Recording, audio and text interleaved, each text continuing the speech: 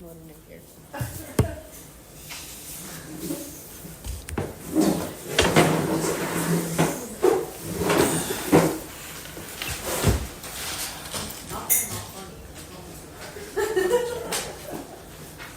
Okay, my name is Rabbi Kaufman. Do you have a schedule? Yeah. What did they title this class? Hasidic. What? Are you saying timing? What was the title? Hasidic. Concepts in Chassidus. Okay, fine. And it's colored. Wait, that's what you put on the thing. Yeah, I know. It has to be. So it's concepts in Chassidus with Elul Tishrei? Yes, topics and Chassidus connected to Elul and Tishrei. Topics? It's never off topics, ever. Okay. So I was going to say I can speak whatever I want as long as it's connected to Chassidus, but apparently I've just been giving instructions. I have to do Elul Tishrei. What color is this class? On the schedule. Well, that's not helpful to give you a color-coded schedule, black and white. It's blue. Blue's a knowledge class, yes? So that means, unlike an orange class, my job here is not to make you better at anything. Those are skills classes. So if you thought here you were going to come into class and you would walk out and you would know how to do some basket weaving or translating Hebrew or something, whatever skill you thought, that's not this class. It's also not a yellow class. What's a yellow class? Inspiration, which means I'm not responsible for your emotional state at all. Right? You know, as if you thought you were going to come here feeling, closer to God, more connected, more motivated. That's some other class during the day. My goal is just that you walk out of here more informed than you walked in. Good? Hey, one important point about that. Knowledge is something that grows with ignorance. Which means the more you know, the more you realize how little you know. So, my goal in the class is that you should walk out being more informed, both that you've learned new things and also you realize there's all this stuff that you didn't know before, and you still don't know it. Okay? So, there should be more clarity at the end of class about certain things and new levels of confusion. That's the sign that you're actually learning something. Good? Okay. The format of the class is I speak, you ask questions. Hopefully there's mutual understanding. A small, few technical points. One, please try and keep questions related to the topic and mindful of the fact that other people are here.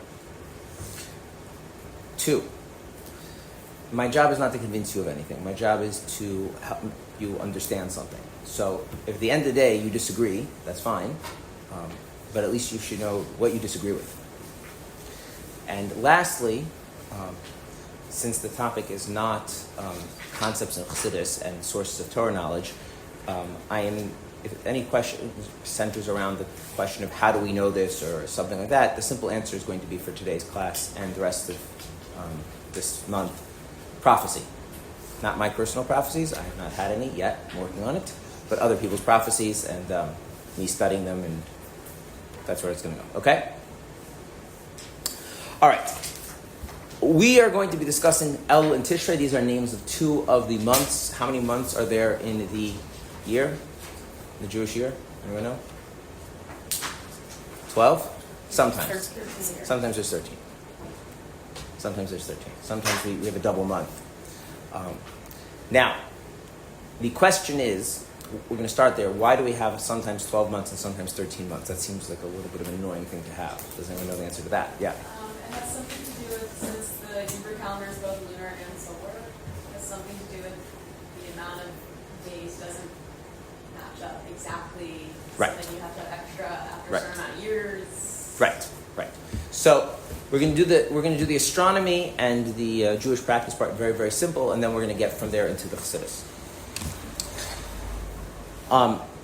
The Jewish year is a solar year. It is not a lunar year, which means that the year is meant to line up with the movement of the sun.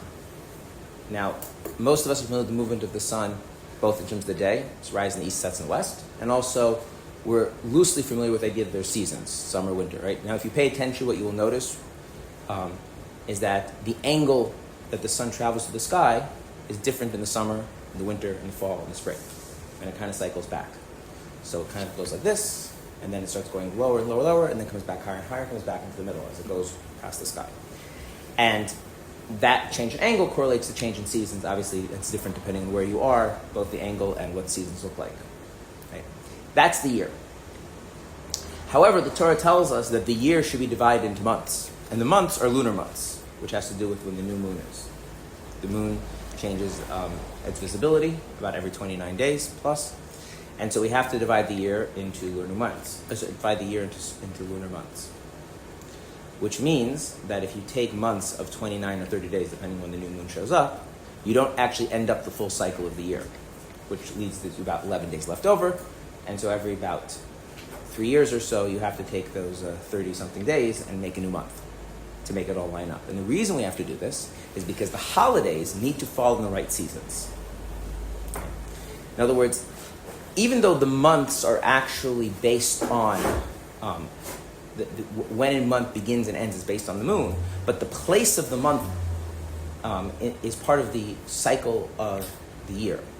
And why this is important, and why this is going to start with Chassidus, is because the Hebrew word for year is actually the same word for repetition, shana.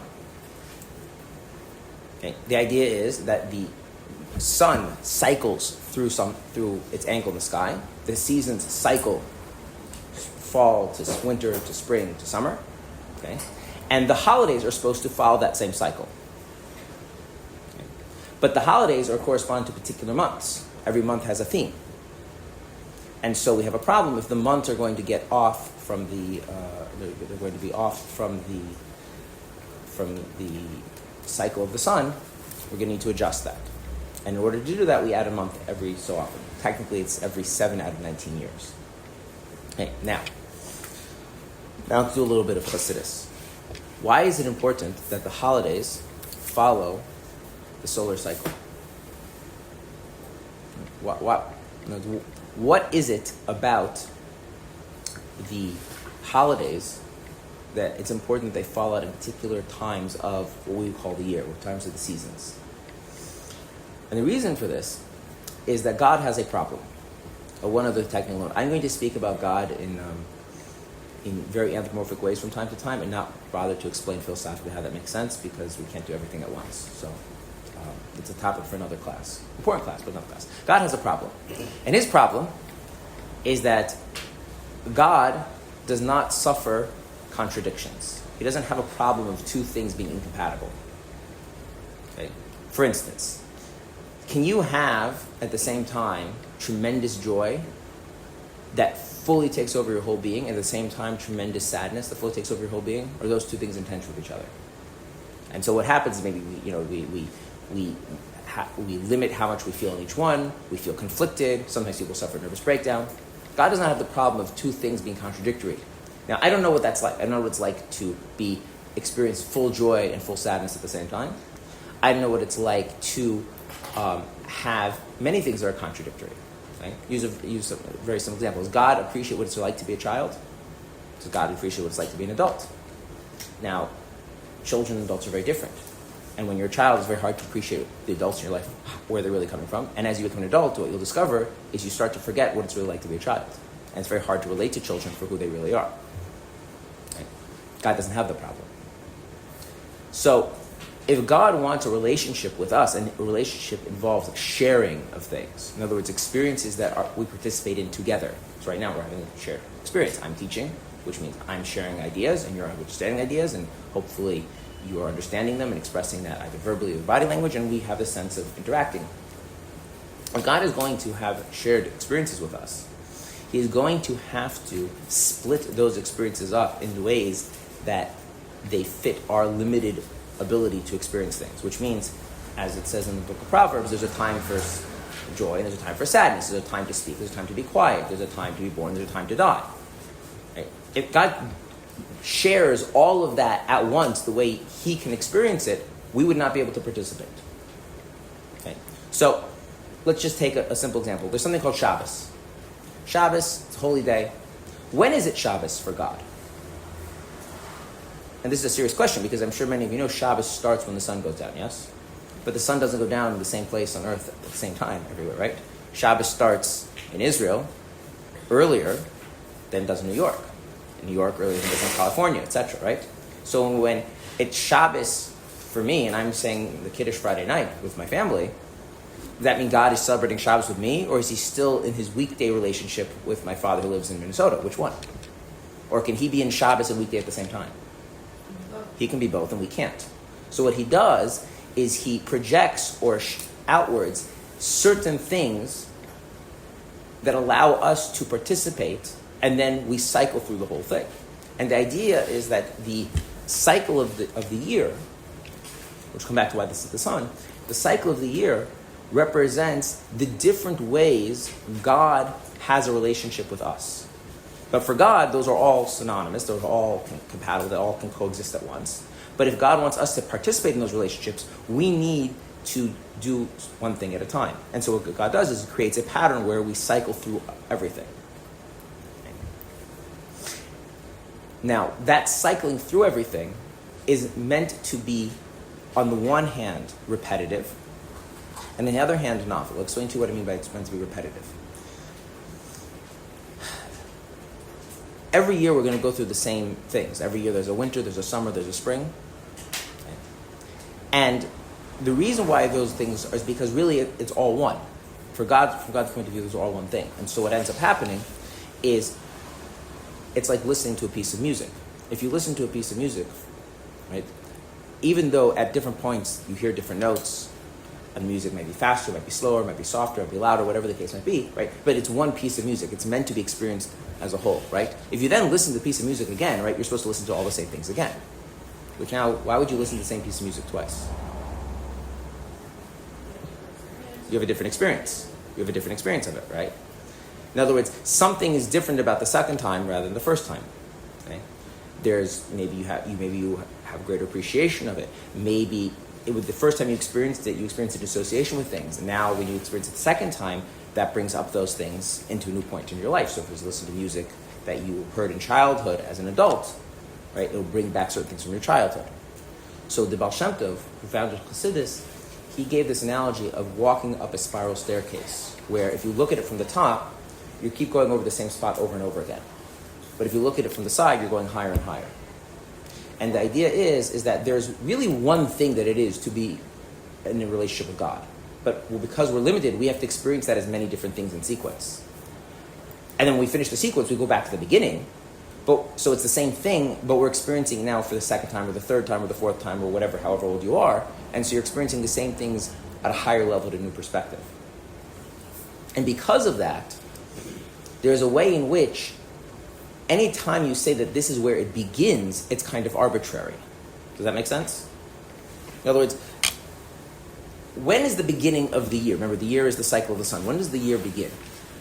And the thing is, if you look outside and you watch the sun, it doesn't begin at any point. It's, the sun's angle changes from where it was yesterday and then cycles back after 365 and a quarter days. And the seasons cycle accordingly. And you can label any point the beginning if you want. It's like a circle.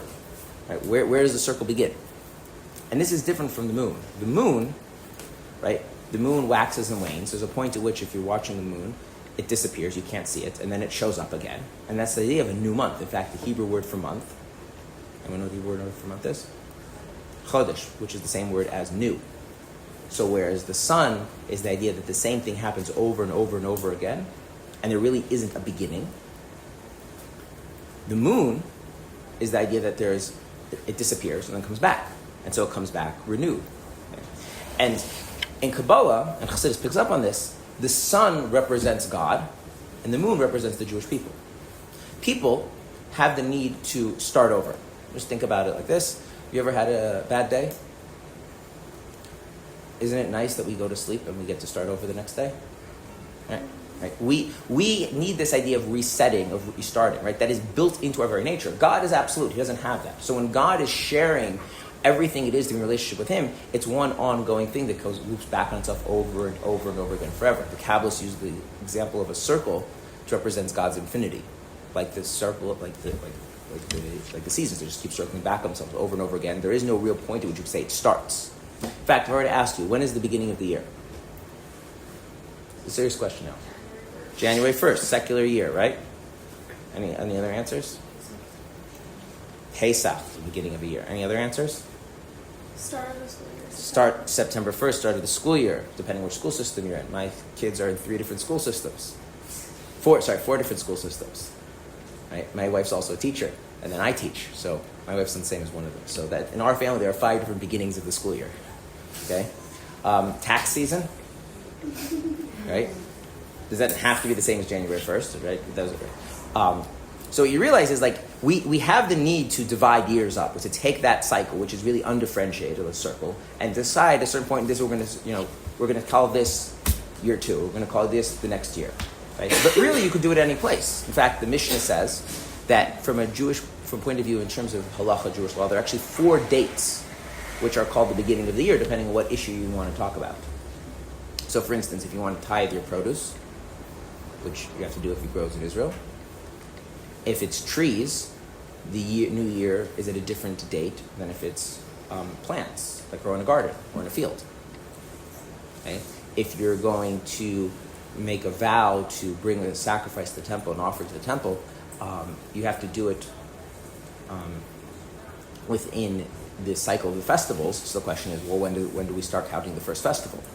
There's all sorts of different things that we need to decide when we're going to kind of break this cycle and say this is going to be the next year. With the moon, you don't have that issue. The moon, it's tangible, right? You can see the moon disappears and then it comes back.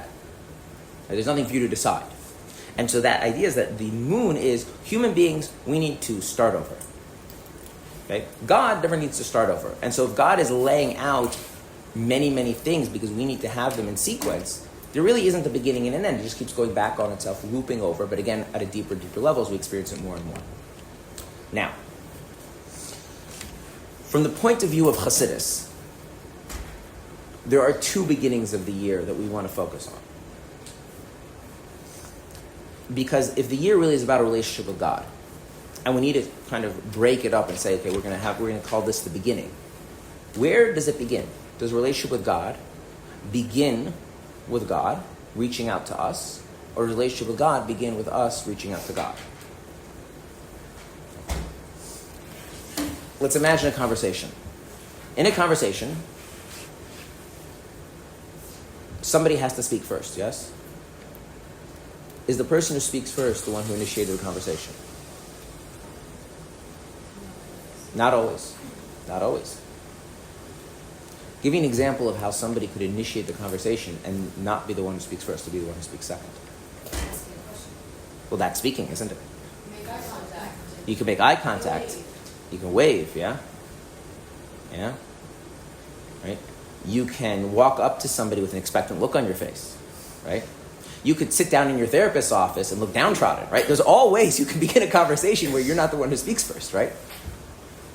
So, if speaking first isn't what begins the conversation, what does really begin the conversation? What? Action. What action? But doesn't, okay. Well, why did you wave? Yes, we want desire. A desire, right? A desire. Okay? Now, this notion of desire, okay, if we think about it a little bit deeper, the core of what desire really is that we are engaging. We're recognizing there's something that we value beyond ourselves. And that's why we have a desire. That's why we're motivated. That's why we orient ourselves. So for instance, hey, when you wake up in the morning, okay, you don't just become aware of yourself, you also become aware that there's what's around you, right? There's what to do during the day, right? And so you become oriented towards reality. It's not just you become conscious of yourself, you become conscious of what responsibilities you have, what you're looking forward to, maybe what you're trying to avoid. Okay? And in a similar sense, when we speak about a person being aroused or desire or waking up in more psychological senses, it's they become aware of themselves in relationship to something else, and they have an interest, they're engaged. Does this make sense? Okay? Any questions on this point so far? Okay. So, if you pick up on the fact that somebody is desirous of connection with you, has been awakened, aroused to pay attention to pay interest to you, that naturally, as human beings, causes us to feel some sort of connection, some sort of bond. Now the question is, who does the first thing in terms of speaking? That's very context dependent. Okay? And sometimes it comes out in very, very beautiful ways. Sometimes it can come out in very destructive ways, right? Like, for instance, somebody can be passive aggressive and indicate in a superficial way they don't want you to engage with them when they're really saying, they really want attention. It could also be in a very positive way, right? Someone's eyes light up when they notice you, and that kind of pulls you in. So the question is, who is the one who is desirous of and is awakened first to engage? Is it God who's awakened and desirous of us, or is it we are awakened and desirous of God? Where does it start? Now, if you think about it, it doesn't truly start anywhere, because you're always in the middle. Okay? In other words, you could always look forward and say, I'm not yet as engaged with God as I could be, and so, but God has shown interest in me, so God is the one who initiated. Or I could look backwards and say, no, I'm very inspired and want to connect to God, and I have yet to feel God's reciprocation back to me. Okay? But if we're going to divide this, say we're going to divide and say, okay, who begins at from a relative point of view? Because again, going back to the sun doesn't have an actual beginning of the year physically, right? You have to artificially decide one, unlike the month. Where does it begin? And so Chassidus speaks about that there's basically two times. One time is the month of Nisan, and the other time is the months of Elul and Tishrei, which we are currently in. The month of Nisan is where God is awakened, inspired, desirous of a connection to us, and who reaches out to us. And so what's happening is essentially he is initiating the relationship, and we are reciprocating. And that builds a whole relationship. And then when you come to Elul and Tishrei, what's happening is that we are the ones that are initiating the relationship. We are the ones that are engaging God, and He is reciprocating. Which sounds like a beautiful cycle, right? In other words, you meet somebody, they show an interest in you, you respond in kind, they respond in kind, and by the end of the 6-hour flight, you're best friends. Ever had that experience? Casual conversation turns into a meaningful conversation because someone shows an interest, someone reciprocates the interest, back and forth, you share things, and then you've shared things that you haven't shared with your closest friends with a random stranger because there was just this genuine interest in engaging each other without a lot of preconceived notions, without any underlying agendas. Okay, so it's very beautiful. God reaches out to us in the month of Nisan. What happened in the month of Nisan is the Exodus, culminates in the giving of the Torah. And then we now return and reciprocate and turn to God. And then He reciprocates. Sounds very beautiful, yes? Okay, yeah. I'm just confused because isn't it in Elul and Tishrei when Hashem's Melech Masada, He comes down to us? We're going to get to that later. Because what I want to do is I want to set the general context first, and then what we'll see is that things get much more complicated. But I've accomplished part of my goal, that you came in thinking you understood something, now you're more confused about something. So, all right, I can leave now. Mission accomplished. So this would all be beautiful, except if God initiates the relationship, God initiates the conversation because He's inspired, He's aroused, He's awakened, He's motivated to connect to us, and then we're reciprocating, then we shouldn't really consider this a beginning. It's a continuation, right? It'd be kind of weird if, like, at 3.5 hours into the conversation, you decide that now my talking is going to be a new beginning. It's like, well, what makes that a new beginning?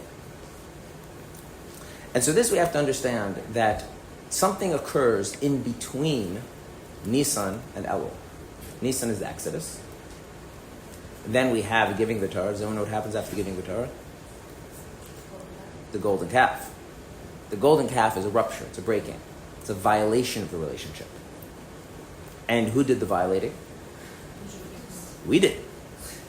Okay, well, if we did the violating, now who's up to us to repair and fix? So now we understand why this is considered a new beginning.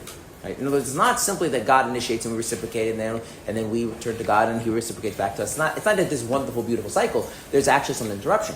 God is inspired, is motivated, desirous of relationship with us, reaches out, pulls us out of the exile of Egypt, redeems us, gives us the Torah, and we don't live up to that. And that breaks something. And then the question is, does that mean that's the end of the relationship? Or is there another chapter? And there's another chapter. And that another chapter, on the one hand, can be viewed as a continuation, after all.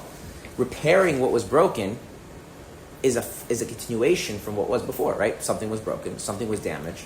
There was a violation of trust, of closeness.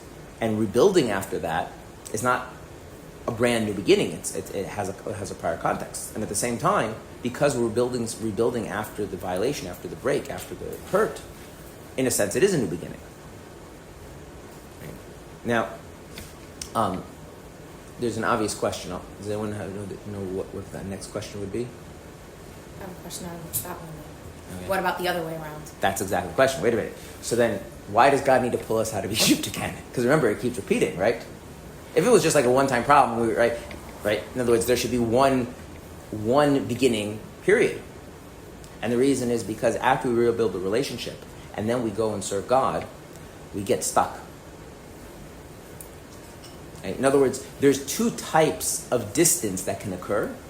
One kind of distance is where the distance is fundamentally our fault.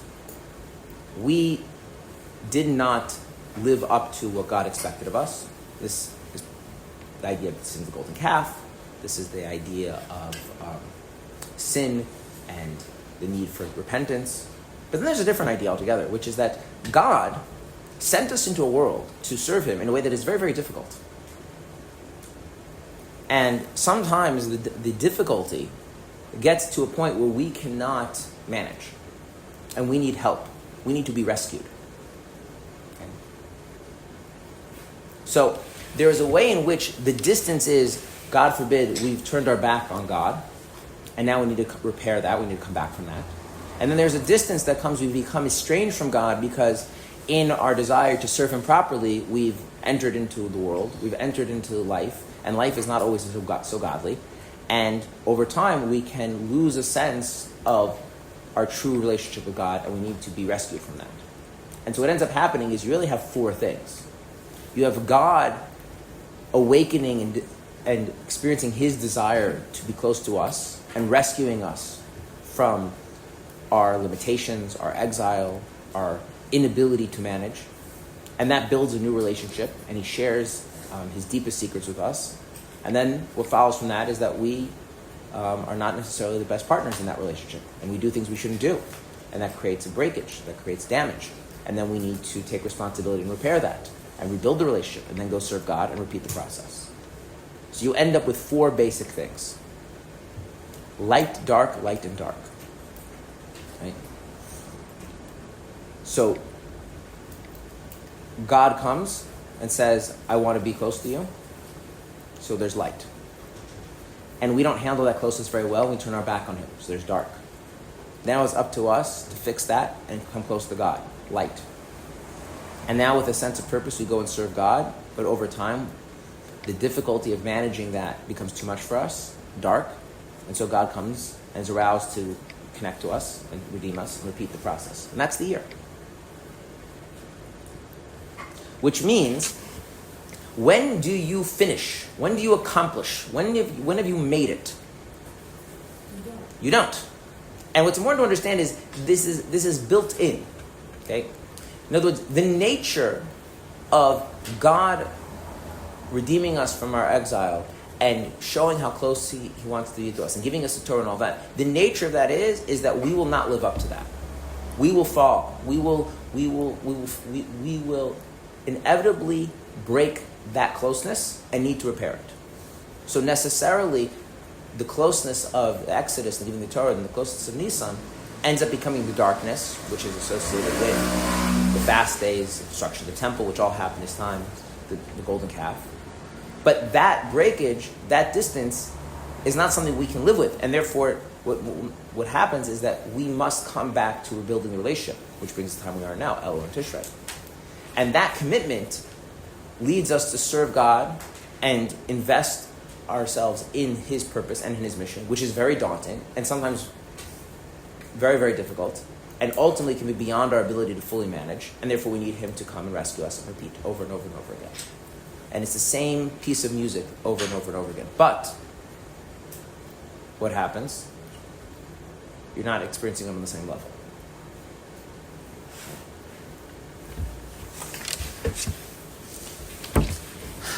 So when we're looking at the time of Elul and Tishrei, we're saying, okay, we're in between two situations. We're in between a situation where we are going to be fully committed to serving God in the real world with all of the difficulties that's going to ensue. And when we get stuck there, we'll deal with that problem then. God will come in and save us. That'll be Pesach. That's where we're going. And where are we coming away from? We're coming away from a sense that we've failed God. We haven't lived up to what God has wanted from us. We've turned our back on God in some way. And taking responsibility for that and trying to repair that. And that's what these 2 months are about. And in that sense, it's the beginning of the year. Now, you could think about it entirely differently. You could think about it from God's point of view, in which case, when would the beginning of the year really be? Pesach, right? God's like, oh, they're stuck. They need my help. And God wakes up, so to speak, and comes and redeems us, right? Okay? Now, in a real relationship, this is very important, in a real relationship, whose perspective is the important one? Let's talk about marriage. As a husband and wife, whose perspective is the important one? Both.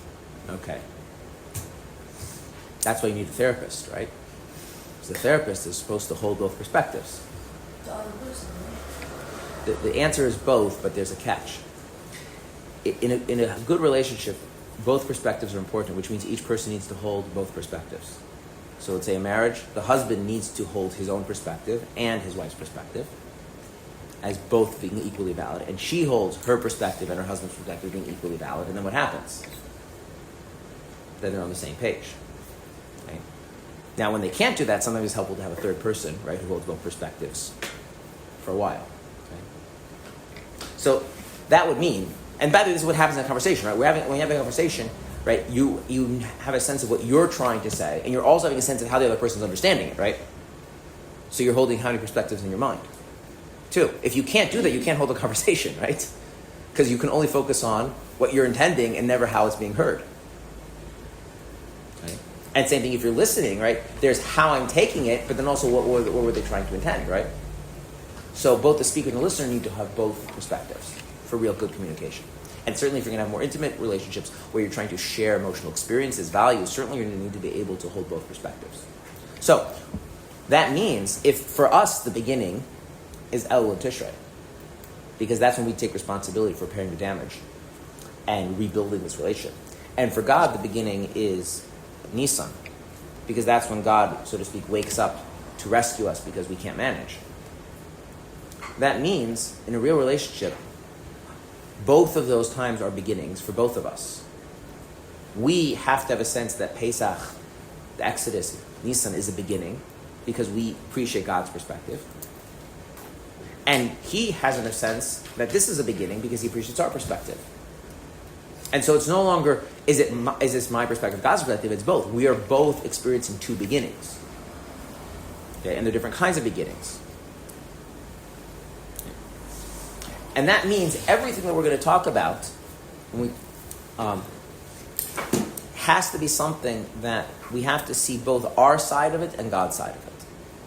And everything is going to have to center around the question of our initiation, our arousal, our desire, our inspiration, our motivation to rebuild a relationship.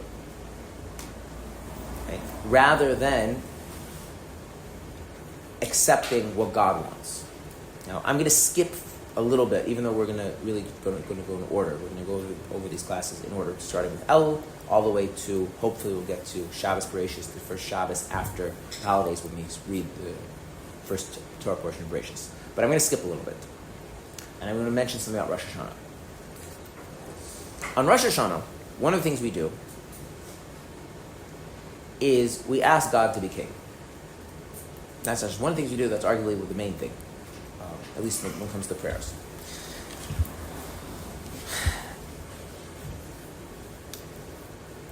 If someone is your king, they have the authority to tell you what to do, right?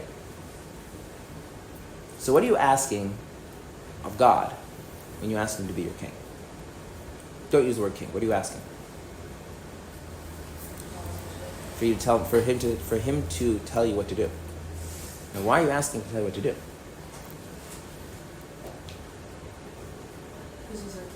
No, but that's the whole point. That's the whole point, and we'll get to this in later class. He's not yet our king. We're asking him to become a king. We want him to take on the position of telling us what to do. Why would you ask somebody to tell you what to do? Because you trust them. Because you trust them. Because you don't know what to do. Any other reasons? Because you want direction. Because you want direction. You don't trust yourself, so you want someone else to tell you what to do. You don't trust yourself. Okay, what do all those answers have in common? What? Trust it. They're all is that the other person's instructions are solving a problem that you have. And it's a technical problem. You don't know how to give direction to yourself. You don't know what to do. This person does, and therefore you want them to. Yeah? Okay.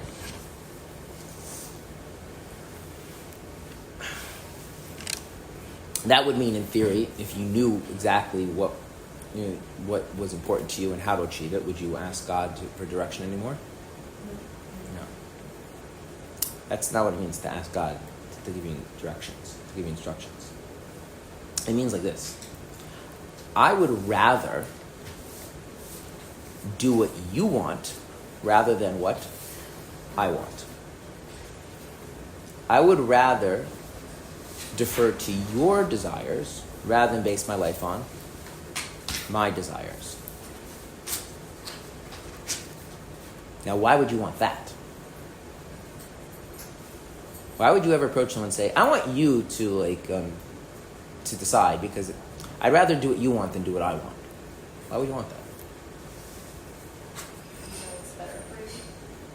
So then it's a technical thing, right? If you knew it was better, right, you could just skip that. But we know that what they think is better. Okay, but it's a technical thing because at the end of the day, if you knew it was better, then you wouldn't want them to tell you what to do. You don't. Okay, I'm going to give you a hint.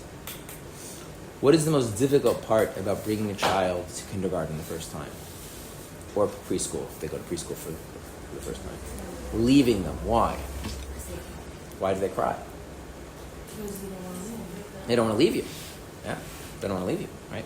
It's comfort. They do not want to experience themselves as an independent being in the big wide world, right? They want to be anchored in their mother, their father, yes? Okay. If God were to come and say, look, I created this world. I've given you all sorts of faculties, all sorts of abilities. You can walk, you can talk, you can do calculus, at least if you apply yourself, all sorts of stuff, right? So, I'll be going now, and enjoy yourself. Bye. If you really wanted to live an independent life, what would be the problem? Now, the problem would be, well, maybe I'm smart enough to manage myself. Okay, but that's a technical thing, right? But is the problem of the kindergartner or the preschooler that they just don't know how to manage? Is that the reason why they're crying when their parents drops them off the first time? No. And the proof of that is what happens when you get older and you are able to manage and you're all able to deal with that and you don't break down. Is it still painful when you move away from home? Or it's still painful, God forbid, when a person realizes the parents are mortal and this may be the last time they see them, right? There's a sense that I don't want to live life autonomously on my own. I want to live life in relationship with you. And that's very, very core. It's so core that a child has it even before they've developed their psyche, right? Preschool. It's an infant, yeah? So maybe the reason why I want God to tell me what to do is because I want God to be an active presence in my life. Not because I'm not smart enough to figure things out. I would rather God tell me something that he wants me to do, even if it's really inconvenient, because then he's an active presence in my life, rather than God giving me the freedom to just do whatever I want, and he'll just, foot the bill, pay the check. Now, what that means, in order for that to be authentic, in order for that to be real, that means I actually want to have a connection with him. And that desire for connection has to come from somewhere deep inside of me. It can't simply be a means to an end.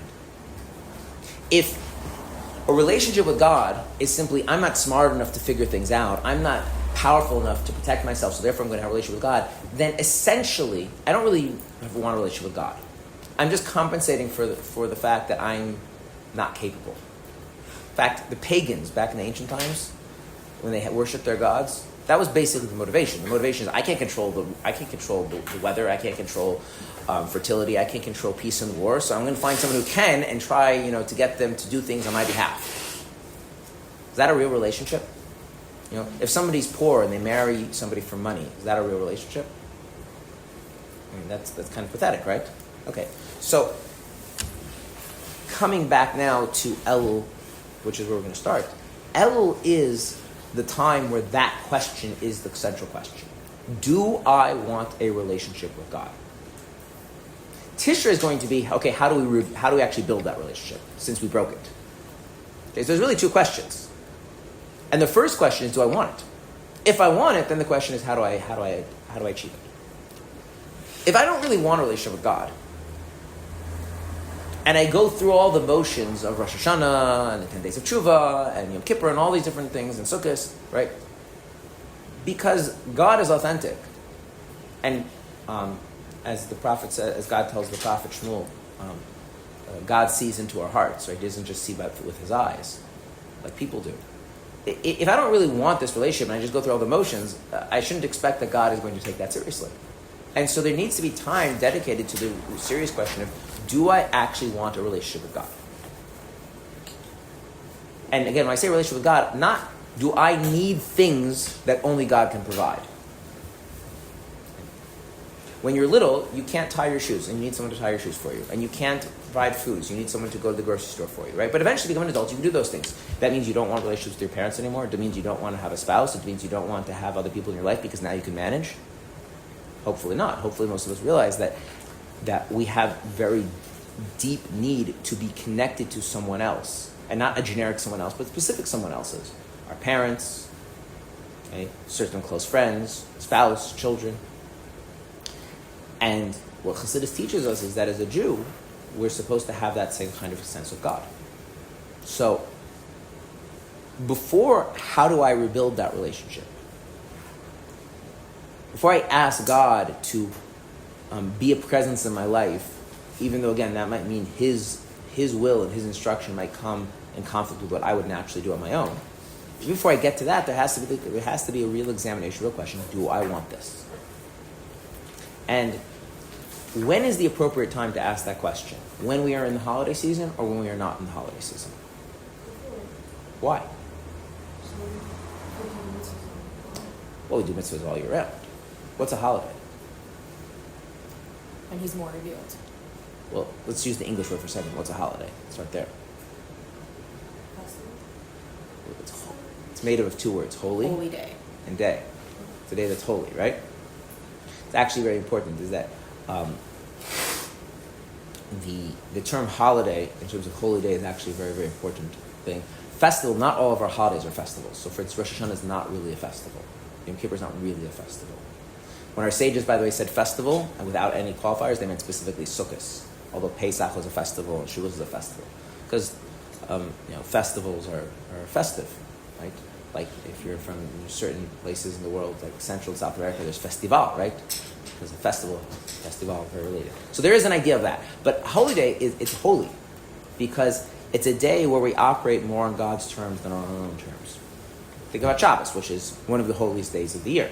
We have it a lot, right? On Shabbos, we don't do a lot of things. Even though those things are perfectly fine things, right? There's nothing wrong with making a sandwich in the toaster, but on Shabbos we operate on God's terms, not on our own. Yom Kippur, the holiest day of the year, we don't even eat, right?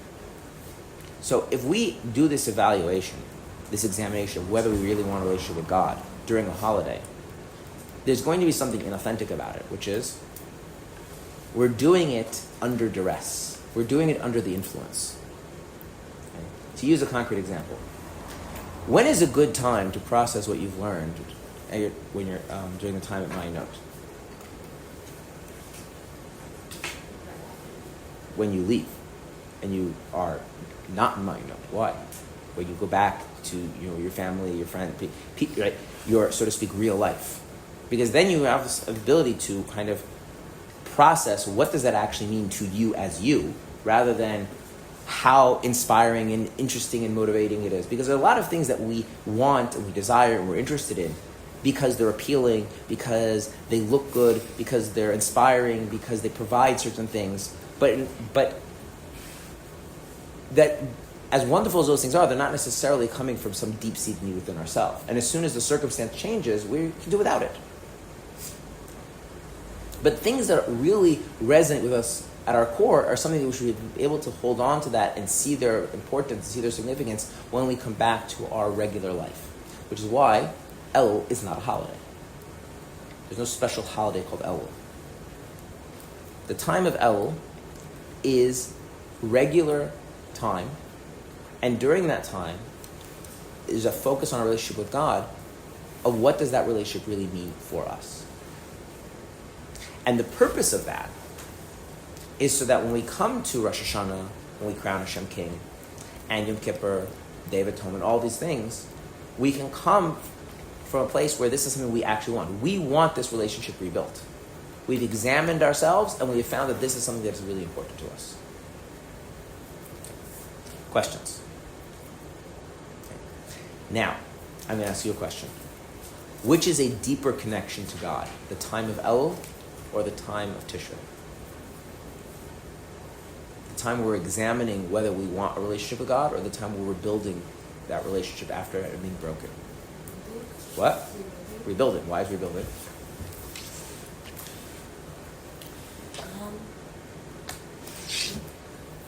Because it's a stronger connection after you build something that was already broken, instead of being connected only because there was connection because God reached out and you reached out. Right. My question was, in Elul, when we haven't yet rebuilt the relationship, but we're examining ourselves and deciding whether we really want that relationship, yeah? Is Elul a deeper relationship with God, or is Tishrei a deeper relationship? The time we're deciding and discovering whether we really desire that relationship deeper, or the act of rebuilding the relationship deeper? What? Actions speak louder than words. That's true. I would agree with you. If my question was, which is louder? Because it is definitely true, Tishrei is louder. It takes up more of our attention, right? You have 2 days of Rosh Hashanah, okay? Which, let's just be very, very honest. 2 days of Rosh Hashanah means that you have to have enough food for 4 festive meals, back to back, right? There's long prayer services, right? If you have kids, you have to manage your kids also during that time, right? Then afterwards, there's a minor fast day, okay? Then you have, what? It's a minor fast day. What? Then there's also there's the 10 days of tshuva where you have to be extra stringent in halacha. Then you have Yom Kippur, the Day of Atonement, which is the most serious fast day, a day devoted totally to fasting and prayer and repentance and all that kind of good stuff, right? Afterwards, then you've got to get ready for Sukkot, right? Which there's all the festival meals there, and then you have 7 days of Sukkot. You've got to build your Sukkah, you've got your Luv and Esrog, you've got to do all that stuff. Sukkot is properly celebrated by having genuine festivities, singing, dancing, parties, right? And after 7 days of that, then you have Shmini Atzeres and Chosara, where you have like super duper party about starting the Torah again, right? And then after that, you're supposed to have then come to Shabbos Bereshis, the first one, normal Shabbos, but we're beginning the Torah, so it's like a big deal. That's a lot of stuff. And Elul, if you don't look on the calendar, it's like, okay, 1 day's like the next. Okay, so definitely Tishrei is louder. It makes its presence felt. Okay, but my question wasn't what's louder. My question is what's deeper. Elul is deeper. When you walk and you see a building, you see the building, you don't see the foundation, right? But what's holding up the building? And the foundation is deeper, right? Okay. To think about this a little more psychologically. There's a way in which in Tishrei we are reacting to God. Because after all, what happened in Tishrei? God's like, okay, now there's going to be the royal coronation ceremony and Day of Judgment, followed by the 10 days of Tshuva, followed by the Day of Atonement and sealing your fate for the year, followed by 7 days of festivities, followed by restarting the Torah, right? That's God's schedule. It's like, you want to build a relationship? This is the pattern. This is what we're going to do. That's how it works. But on Elul, God doesn't come and tell you have a different schedule. doesn't tell you to do anything differently. In fact, does anyone know any of the special mitzvahs of Elul? No, no such mitzvah.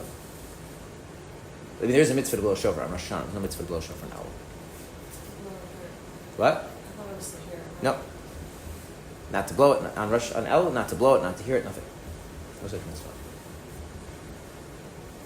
Anyone know the special mitzvahs of Elul? There is. There are none, that's right. Mitzvahs mean commandments. There are customs in Elul, but you know who came up with those customs? Us. The Jewish people. The Jewish people are like, I think it's a good idea for us to blow a shofar at Elul.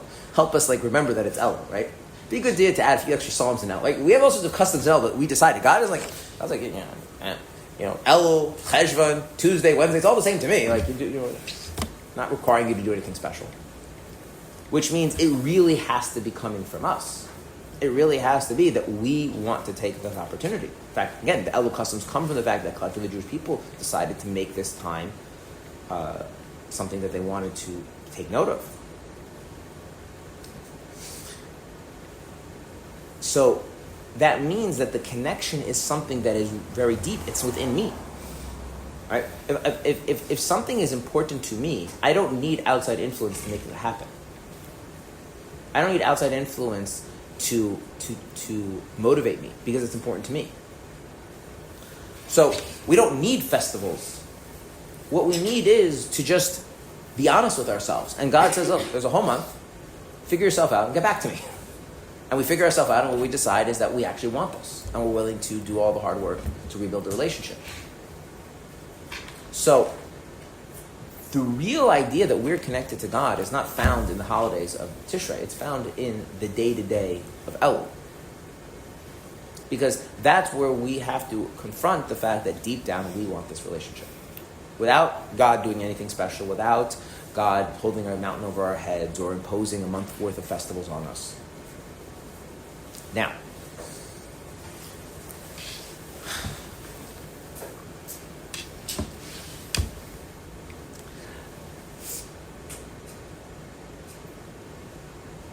if we had to come up with an analogy for what Elul would be, based on what we've said in class up until now, what would be a good analogy? So think about it. You have a relationship. Someone shows you tremendous love and affection and intimacy, and then you don't treat them as you should, and there's a break, there's a distance, there's estrangement. Right? And before the apologizing is, you have to figure out. You need to figure out if this is something you really want, right? Okay. So during that time where you have to kind of go and figure out, how do you relate to this? What do you want to do about this? Do you want to just move on in life, or is this relationship really important to you? Is it worth rebuilding? Even that's going to be difficult, painful. But during that time, what's the other person supposed to be doing? What? Same thing? Whether they want the relationship? Why? They didn't make the relationship. You did. What? But then they need to assess if they're willing to be in a relationship Well, with someone who could do that to them. That is 100% true, and I guess that would depend on how you relate to it. So the idea of God deciding whether He's into the relationship isn't an important step. It's just a later step. That's a Tishrei step, by the way. We're going to get to that when we get to Rosh Hashanah. Right? Now, if for instance, if I'm teaching this class and you act like a bunch of horrible high school students, right? And then I was like, you know what, Mrs. Center, I'm not teaching here anymore because this is I can't. They're acting like crazy 8th graders. And there's a reason why I don't teach 8th graders. There's a reason why I teach adults. My wife teaches high school. And she comes and tells you that I quit, and you decide that you actually want the class, and so it's up to you how you want to deal with that. And if you decide that it's really important and you're going to be on your better behavior, then you can tell me, and I can decide whether I take that seriously or not, right? So my consideration as the injured party is after you've already made your decision, right? If we're talking about relationships between people who are responsible, right? Not if it's an adult and a little child, that's different. So if you damage the relationship, right, and you're trying to figure out whether this relationship is important to you, whether you're willing to put in the hard work to rebuild it, and that's a very vulnerable thing. What's the other person supposed to be doing during that time where you're trying to figure that out? Going about their life. Give you some space, right? That makes sense? Yeah. In fact, this is the deeper idea of timeout or prison from certain points of view, right? Which is, okay, you need to go spend some time and figure out. Now, prison is really not the best way to go about this because you create an artificial situation where they can't really live their life, right? So it's not a really effective way to do that. And timeout is so much. But the point is like, yeah, until you figure out what this means and the work you're willing to do to repair it, like, I'm just going to give you your space and, I don't know, I got my knitting to get to or whatever God does in his spare time. That's what reasonably I would think if I took everything that's been said in class up till now and I ended here. But that's not the way it is. That's not how it works. And the reason is because God never abandons us, ever. He never says, okay, you go figure things out and get back to me. That never, ever happens. And I want to explain a little bit why this is. There's two basic reasons why this is. And we're first going to talk about the lower reason, then we're going to talk about the high reason. First, the lower reason. Why can God never give us our space? Okay, we have a name for people who are everywhere. Yeah? So, for instance, pests. In Yiddish, we have the word yenta. There's all the words, like, people are everywhere. It's like you need to, learn some boundaries, okay? Like, a decent person realizes, like some places are not for you, okay? Like, when somebody's having a private conversation, I gotta tell my children, you're not supposed to listen. I heard, well, learn not to hear things, right? You should learn not to hear things. You learn not to pay attention to what's not your business, right? Just because the door is open doesn't mean you should be walking into it, right? Yeah. So, does God lack basic decency and maturity? No. Okay. God is everywhere. God is not everywhere in the sense that a person's everywhere. God knows how to keep to himself. That's not a problem.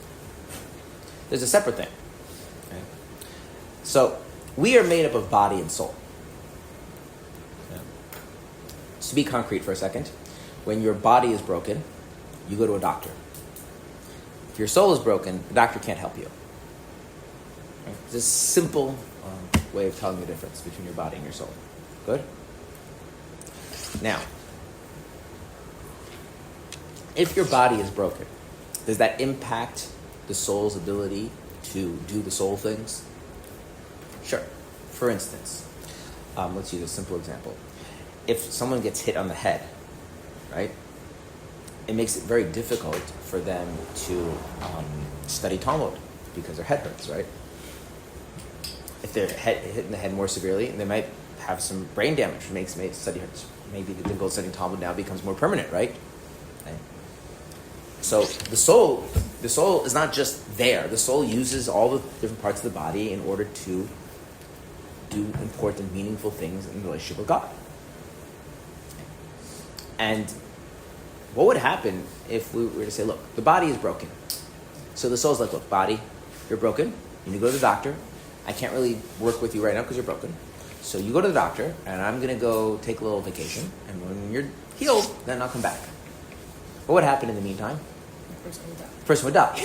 Because what is it that keeps the body alive is the soul, right? There's no notion of the body being alive, being a body without the soul. So it's true the body and the soul are different, right? And it's true that the body can be healed medically in ways with the doctor, medicines, and all sorts of different treatments or whatever. And the soul can't be healed. And if the soul is injured or damaged, it's a entirely different type of issue. But it's not like the soul can give the body some time to go work on itself and the soul will just do its own thing. Because the body can't survive, because the body doesn't have a life of its own. Does that make sense? Right? See, I can give my children some space because they have a life of their own, right? They are not extensions of my life. Yeah. But I can't do that with my own body. If my body really needs time to rest, then the soul needs to participate in the resting. That makes sense? Okay. Do we have our own independent life, our own independent existence, separate from God? So if God were to say, okay, you've got some issues, you need to work on your issues, you do that and get back to me, what would happen in the meantime? We would cease to exist. There's no notion of us doing anything or existing in any way or living in any way without God's active presence within our lives. So if God is not going to be a willing participant in anything, it simply does not happen in our life. And that's an important thing to come back to later when we talk about doing tshuva, that God is always a participant in everything we're doing. The way that the soul is a participant in the body. So if the body needs to be healed, and healing, say, means the body needs to rest, the soul can't now go on and do its own thing. The soul needs to rest with the body. So if I need time to figure out what I really want, then God can't just, give me my space. God needs to be part of that as well. That's because I don't have my own independent life and existence without God's participation. That's one. The deeper thing is this.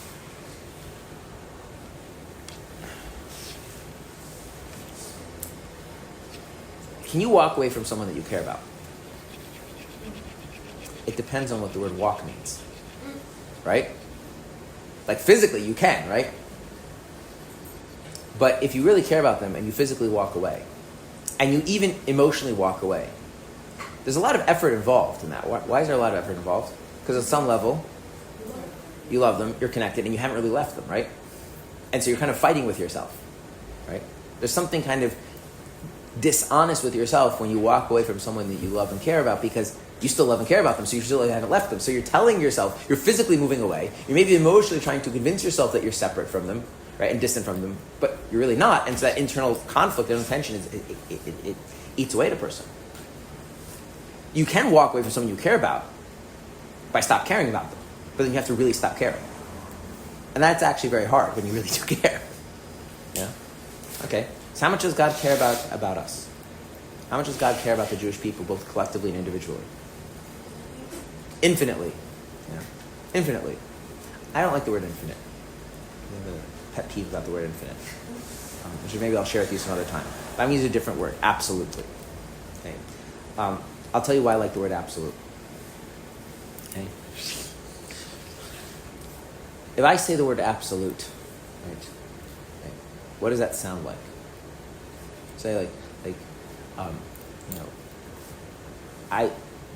I don't like this person. Someone says, what do you mean you don't like them? It's like, I absolutely can't stand them. What is that word absolute doing there?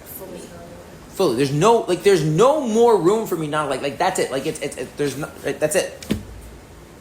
Yeah. Right. Now we throw around the word absolute without meaning it, right? Same way we throw around the word like starving when we're just mildly hungry, and literally when we metaphorically, right? We do that in language, right? But when I say God loves us absolutely, I mean that in the most literal sense.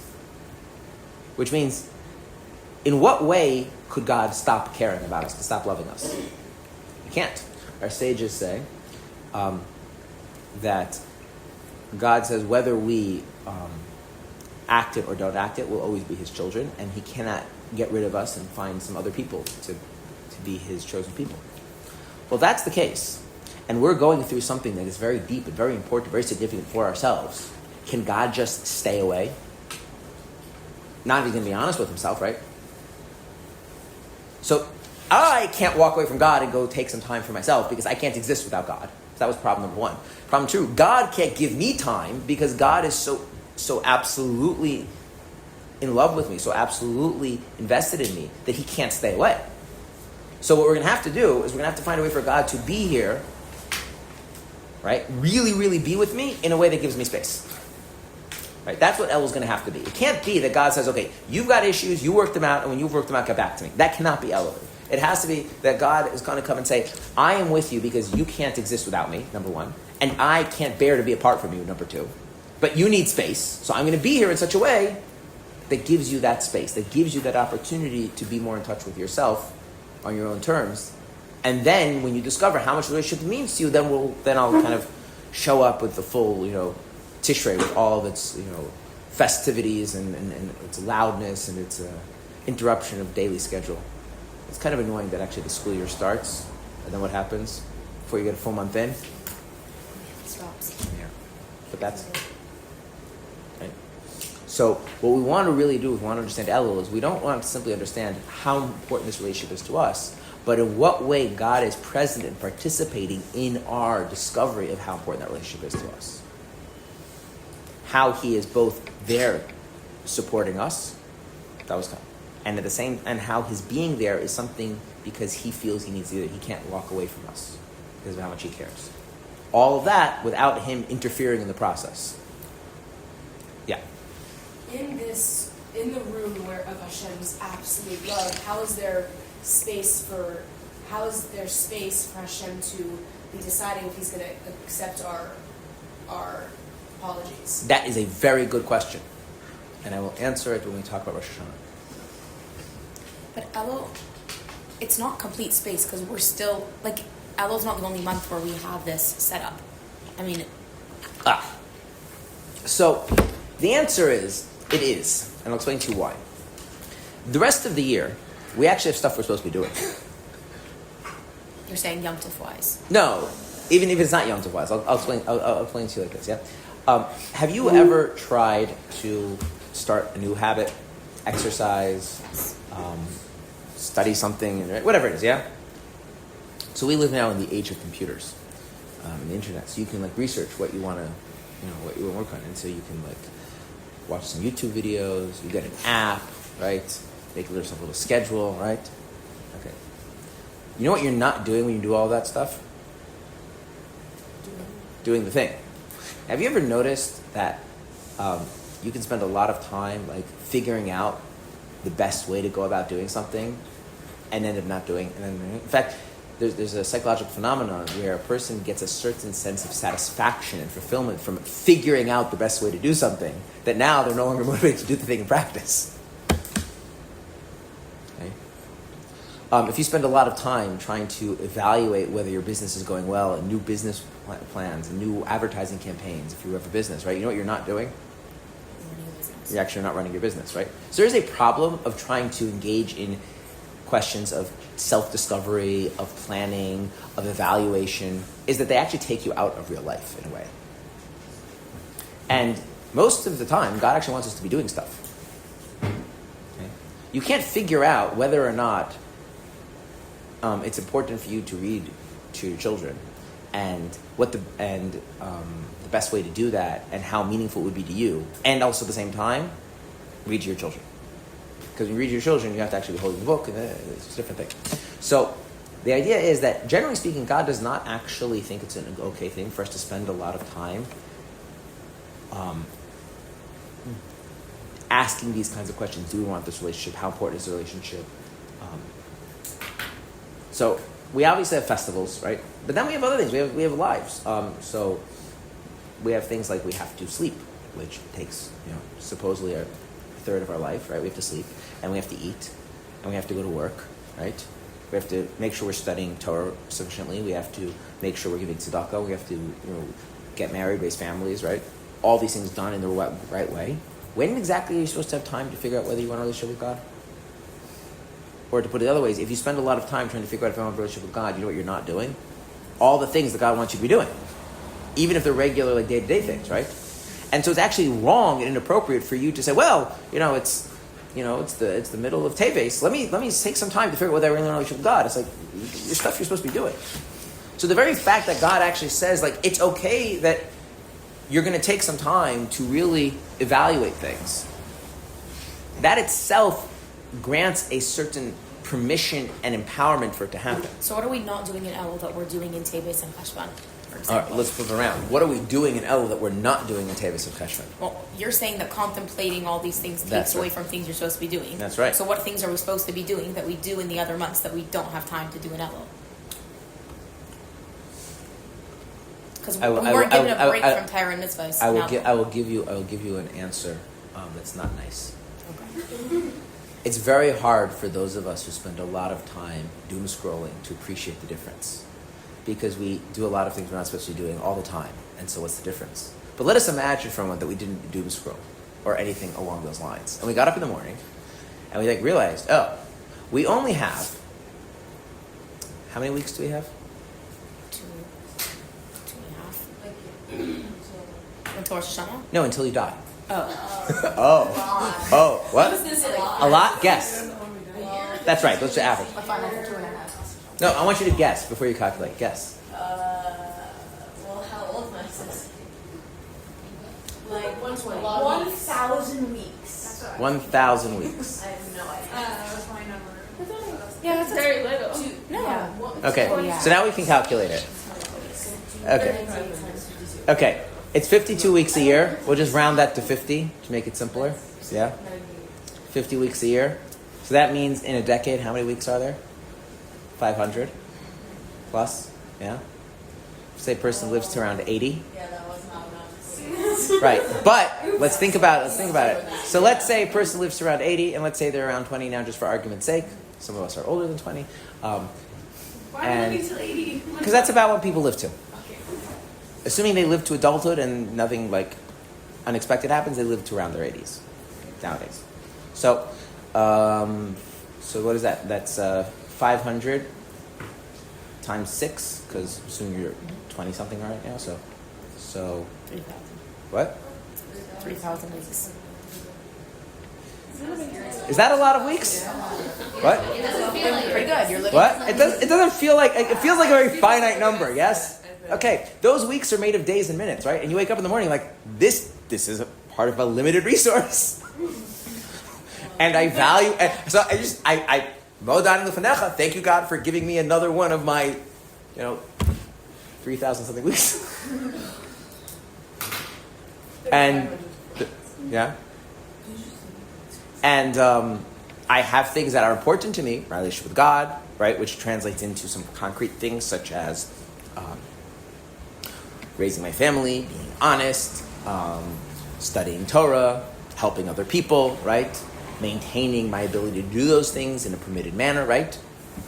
How much time is, and I only have so much time, right? So a person who's living like that, right? Do they have time to do the navel gazing of do I really want a relationship with God? But they probably could find things that they probably would want to use their limited resources of time for, right? And God as well. And then comes, now it is appropriate at the end of every day to take a small account of how the day went and any important lessons learned from the day to prepare for the next day. But that's like a major thing. But the idea of really like having this whole holistic examination of like my life and my relationship with God and do I really want this? What does it all mean, right? God's like, no, okay. Yes, during Elul, take time to do that. And that time, if you're living life the way God would want us to live life, then it will really come at the expense of something. Now, specifically, what's the something? That's going to vary from person to person, right? Okay. But for most of us, it'll probably come at the expense of the doom scrolling. Hopefully. Okay. So, the thing is, God's presence is necessary both because we can't exist or function without His presence, and two, because He cares so much about us, He can't ever stay away. So the question is, how is He present in this, which is not just you serve God the way you're supposed to serve God throughout the year. It's not a festival, it's something else. It's something different. In other words, by definition, if we're asking this question, it's a very intimate thing. And at the same time, it's something that has to be on our terms. It has to be on the human level. So, the analogy for this, now we're going to get to the king in the field. The analogy for this that the Alter Rebbe uses is the idea of a king in the field. Now, what is the analogy of the king in the field? We have 15 minutes left. We're going to try and get through the analogy. If we get through the analogy, then we can get to what it really means. But I don't imagine we're going to get to fully develop that. So we're going to continue tomorrow, God willing. What does it mean the king is in the field? So the problem here is, first off, we need to know what a king is. We know what a field is. And then we can understand the analogy. But if we don't know what a king is, and we don't know what a field is, so which one do you want to start with? King or the field? King. No, start with the field. Wow. Okay, what's the field? Very good. Okay. Why are we going to start with the field? Should we start with this one more familiar? What's a field? That's open area of land. Nope. Grass. Nope. It's more. What? Like our world, mundane. No. I mean the actual field, the analogy, not what it represents. What's an actual field? Where things grow. Where things grow. How do they grow? Dirt. People work the field. People plow. Depending on the climate, they might have to make irrigation ditches. They might have to pray for rain, whatever it is, right? They have to harvest, right? The field is the place where things grow, and it's the place where people work. Those things go together. Okay? When you are driving and you see big empty space between the cities, As a modern person who doesn't think too much about it, you are unlikely to think of it anything else than big and empty space, right? But if we were more in touch with the agricultural basis of existence, right? The fact we need to eat food and food grows from the ground, or it's from animals that eat food that grows from the ground, right? And you saw this big open space where things grow, what would you register that as? This is a place where we could grow things, right? And so what did the vast majority of human beings do for the vast majority of civilization up until very recently? They grew things, they farmed. Over 90% of people farmed. So where is the field? The field is a place where people, regular people, spend their time producing something that is not just valuable, but is necessary for our very, very existence, yeah? Is there anything more mundane than a field? It doesn't say that the king was in the street. It doesn't say the king was in the desert. It doesn't say the king was on a yacht. It doesn't say the king was in the forest. It says the king was in the field, right? Because the field is the place where ordinary people do the ordinary things to maintain existence. Okay? Now, what's a king? This is a little bit harder. It's a question we're going to come back to. But for now, we're going to focus on the king simply for the purpose of this analogy. And we're going to do this in two levels. We're going to do it on the basic understanding now, and then we're going to go deeper understanding tomorrow. What's a king? A king is the opposite of a field. Why is a king the opposite of a field? He's not an ordinary person. He's not an ordinary person. And what is a king never allowed to do? Ordinary things. Ordinary things. Okay?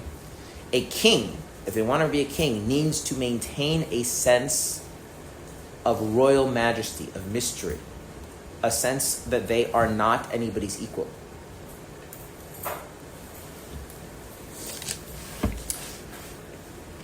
Every society has different things around this, okay? But I'm going to use some more modern examples because they're a little bit more familiar with us. The highest government official in the United States is called the president. Now, words take on meaning.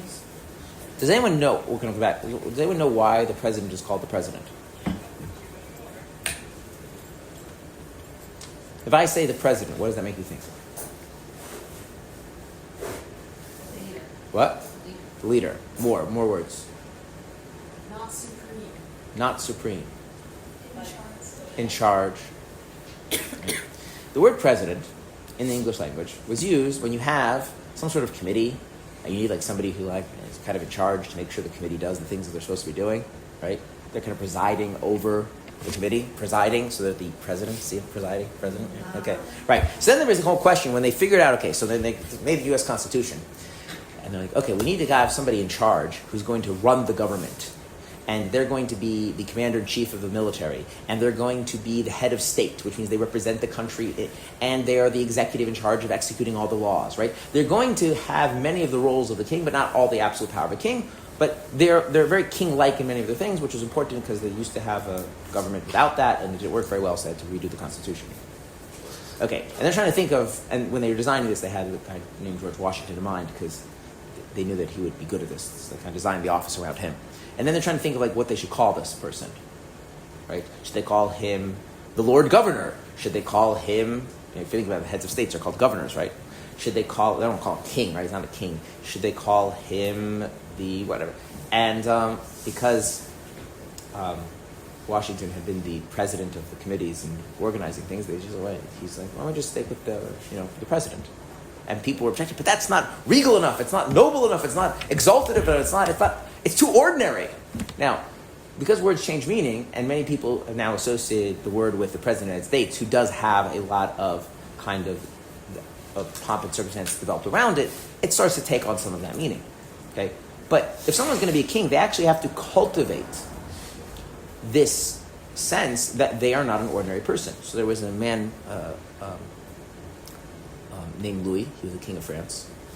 And he wrote a manual about being a king, to instructions about how the most important thing that a king does is to figure out how to maintain the sense that they are a king. Right? How do you maintain the sense that you are above other people? So, for instance, Kings are not supposed to scream. Kings are not supposed to show affection. Kings are always supposed to speak in a very, very mellow tone of voice. Why? To not connect with people. Right. They're in some sense above it all. Right? Right. You know, someone comes and says something very, very disappointing. If the king has mastered this art of being, you know, the king, they say something else. We are most displeased. Right? Not how could you? Right? That's right. This sense, like, in fact, in halacha, the king has to look immaculate. The king has to have a haircut every day, so the king never looks disheveled. The king has to always wear royal garments. The king is not supposed to sit on the ground when in mourning. Okay? And again, this is true in Jewish law and halacha. The other side is every side that has this notion of king, there's the sense that there needs to be the sense they are not ordinary. Okay? They are not ordinary. And the field is the essence of the ordinary. It's ordinary people doing the ordinary stuff of living life and providing for themselves. So where is the king never supposed to be? In the fields. That makes no sense. Kings aren't in fields. Could a king take a stroll through the garden? Sure. Could a king travel from place to place? Yeah. What does it mean the king is in the field? It means the king is doing something which is counterintuitive. The king is present in a place where he doesn't belong. Now here's the question. What happens if the king comes to the field?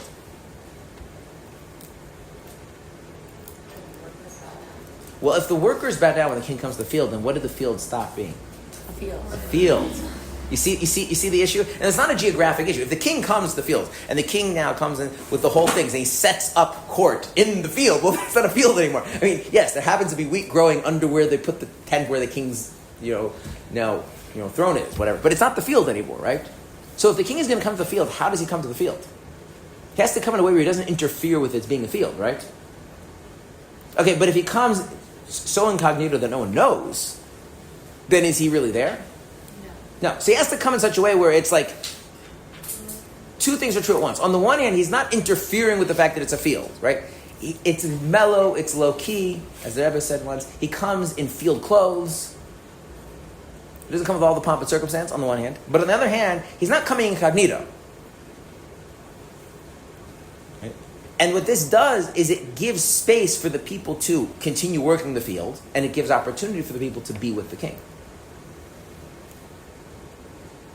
What is important to understand is this is again, we don't live in feudal societies, but the idea of the king in the field is like a crazy thing. If you lived in a feudal society, like what's the king? How's the king in the field? And if the king actually should show up in the field, like it's at least while he's there, it's not a field anymore, right? It's now the royal court. And so what this is meant to show us is that there is some way for God to be deeply connected to us and present without interfering in our regular lives, but with creating the opportunity to be very close. Now,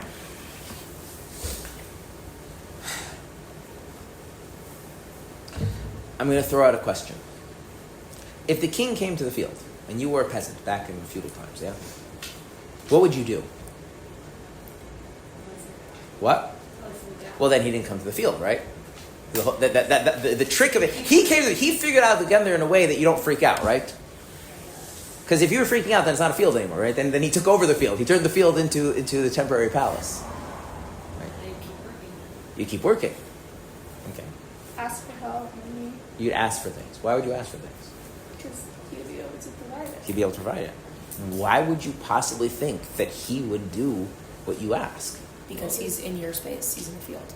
He put himself down to help you to come and see Okay, you. so this is where we get the other side of it. Remember I said there's a deeper thing here? But if you're asking, is it still fields? What? If you're going to talk to him, then you're not working. We're gonna come back to that in a second. The thing is like this. We don't really have kings so much. Okay? But there is a place in the world that actually still has a king, officially, and a king that is very much in the traditional understanding of a king. Well, that place is called Saudi Arabia. Have you heard of Saudi Arabia? Okay. Now, this idea is maintained in other places, but I'm using Saudi Arabia because so Saudi Arabia has the idea of a king. Now, the king in Saudi Arabia is really, really old and feeble, doesn't do anything. But he's officially the king. But Saudi Arabia has governors. And the governors, they represent the king. And when I say they represent the king, I don't mean they represent the office of the king. They represent the actual person of the king. Now, so what the governors have in the different provinces of Saudi Arabia is they have audience day. Audience day is where if you have a problem, you don't need an appointment. You just line up and you go to the governor and you present your problem. So like, my neighbor took my sheep and I want my sheep back. So you go to the governor. Now, and the governor is like hearing your request, right? Because he's in essence standing in for the king, because the king can't be in so many places at once. Okay, so we're going to skip the governor and treat that as the king. That's essentially what it is, right? By the way, in English, all the governors that you have are all the same idea. So the state heads of the states were back from the colonies; they represented the king, right? And if you from Australia, you've ever heard of the governor general, represents the king in parliament, right? Yeah, same idea. So the governor. So the question is, what's the king doing? Like hearing all these requests. Like, can you imagine, like, if the president of the United States, like, just had audience day and just anybody who had any issue just come to president, like, doesn't it seem like a waste of time? Yeah, so what's that about?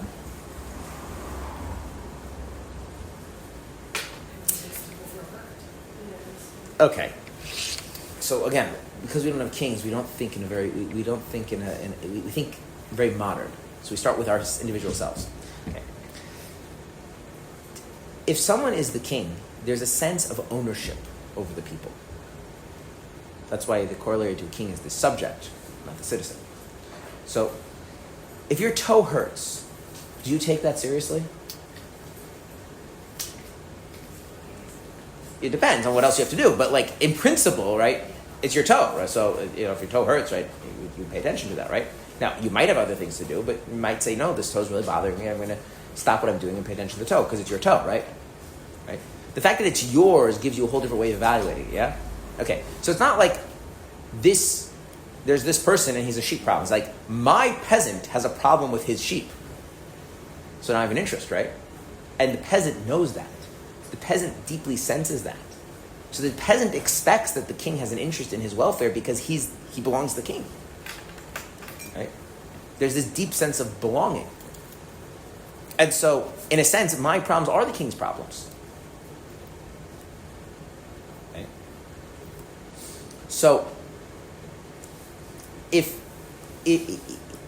someone is going to feel that someone is their king, then they have to have a sense that their problems are the king's problems, not because the king is limited to my issues, but because the king has a kind of ownership over me. The king has a kind of possession over me. The king, and in both that in a legal sense, but also in a psychological sense. Right? If someone comes and raids my village and doesn't do anything to the king will take that as a problem because someone raided his village and took his people captive. He doesn't work for the people. He's not an elected official. They're his people. There's a difference, right? Okay, so now if that is the kind of psychological sense that the people have, then obviously there should be some opportunity for them to present to their king their issues, right? Quick historical thing. The people of Russia had a lot of problems, and they went to present a petition to the Tsar. And the Tsar was not the greatest king in the world. And I don't mean he was not a good guy. He was just not good at being king. And he got very, very nervous. And so he didn't want to meet with the people. And he had the officers deal with it. And the officers got all fidgety, and they shot the people. And that was the beginning of what eventually became the Russian Revolution. But at that point, people were like, oh, the king doesn't love us. He's not our king. He feels threatened by us. How can he be our king if he feels threatened by us? Right? The expectation is that all the ministers and government officials might be corrupt, but the king, he's our king, right? So of course it's like, yes, if you have a problem, you should approach the king as your king. Yeah, which is a very hard thing for like a modern individual like this, government office. It's not a government office. There's this deep sense of belonging. So the king comes, he doesn't stop being king. In that sense. So the sense that I'm your king remains, but the sense of the distance between us, that is hidden away. So the king comes in weekday clothes and he sets up and he just, wanders around and makes himself available, right? But people feel that this is my king. And they feel a bond and a sense of connection And therefore a confidence that if I have an issue, of course the king would be interested. Of course the king will want to hear from me because he's my king. Right? And it's that kind of environment that the person is not intimidated and overtaken by the presence of the king. And that comes at the expense of what the grandeur and the distance and the significance of a king really is, but at the same time it reveals a different aspect. It reveals a sense that there's a sense of deep belonging, deep identification. And if we unpack that, we'll have a deeper understanding of what's really going on in Elul. That God is coming to us and saying, I'm going to set aside the great distance between us in order to highlight how deeply we identify with each other, how deeply you belong to me and I belong to you. And in that space, you're going to figure out what this relationship means to you. And so it's the opposite of God giving us space to figure it out on our own. God is actually making the whole thing possible. At the same time, it's really us coming to try to figure out who we really are and what it's all about. So to understand that more, we're going to have tomorrow's class. Okay? But if you feel intimidated, then you appreciate that he's king. But if you feel there's no point in me asking, then you also don't appreciate that he's king. And it's the first part that God hides away in Elul, highlighting the second part that he's there to ask. He's there to be asked. He's there to be supported. Thank you. All right.